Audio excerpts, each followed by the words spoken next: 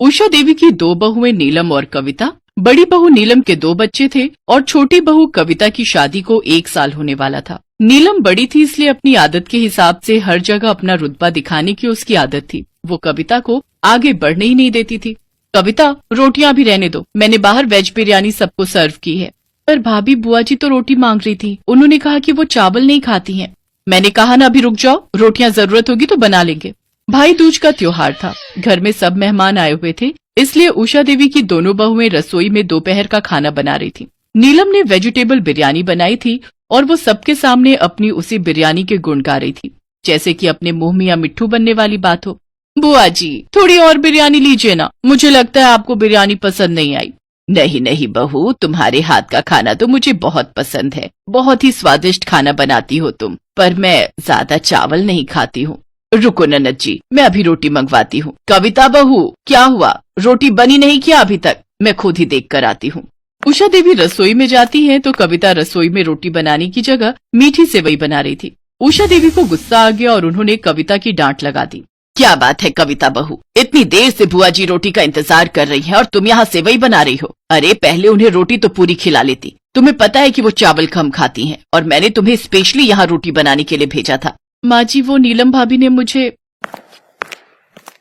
कविता, तुम रहने दो, मैं रोटियां सेक देती हूँ। माँ जी आप बाहर जाओ, मैं जल्दी जल्दी रोटी सेक कर लाती हूँ। पहली बार कविता को एहसास हुआ कि नीलम उसके साथ सही नहीं कर रही है। उस दिन उसने ठान लिया कि वो देवरानी है तो क्या हुआ, पर इस तरह से जेठानी का गलत व्यवहार भी तो वो सहन नहीं कर सकती ना। अब वो चौकन्ना रहने लगी। जब भी नीलम अपने आप को आगे करती तो कविता भी पीछे नहीं हटती, पर वो इस बात का जरूर ध्यान रखती थी कि नीलम उसकी जेठानी है तो उसका मान सम्मान भी बना रहे। एक दिन उषा देवी की बहन और बेटी उन सबके साथ बाजार गई। उषा देवी की बहन की लड़की किरण की शादी थी तो वो सब उसी की शादी की शॉपिंग के लिए गई हुई थी।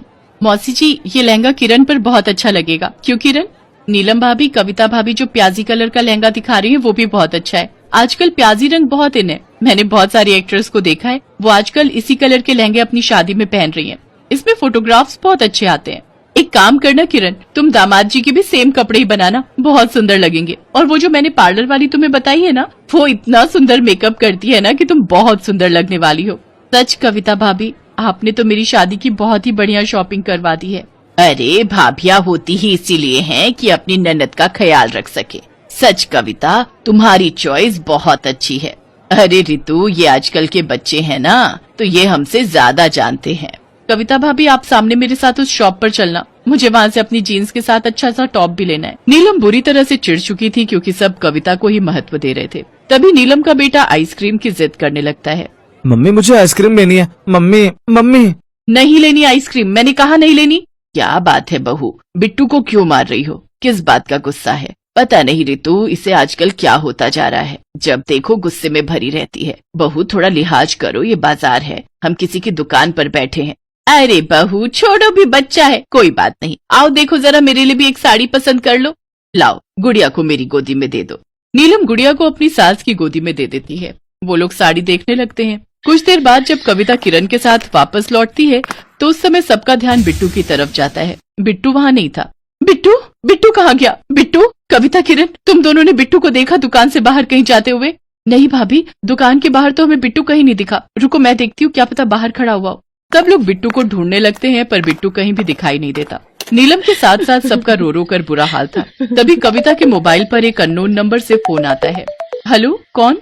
चाची मैं बोल रहा हूँ। बिट्टू, चाची मैं अंकल के साथ खड़ा हूँ।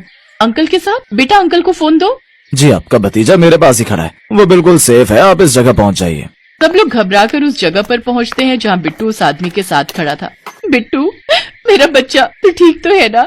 हाँ मम्मी, मैं बिल्कुल ठीक हूँ। वो एक चोर अंकल मुझे आइसक्रीम दिलाने ले जा रहे थे, मैं उनके साथ जा रहा था, तभी इन अंकल ने मुझे रोक लिया और उसकी खूब पिटाई की, वो यहाँ से भाग गया। जी, आपका बेटा बिट्टू बिल्कुल ठीक है, वो बदमाश भाग गया, वो तो मेरी नजर पड़ गई और मैंने उसे पकड़ लिया। आपका बेटा बहुत समझदार है, इसे बाकी फोन नंबर तो याद नहीं थे पर अपनी चाची का नंबर याद था, इसलिए मैंने तुरंत इनके नंबर पर फोन मिलाया। आपका बहुत बहुत शुक्रिया बेटा।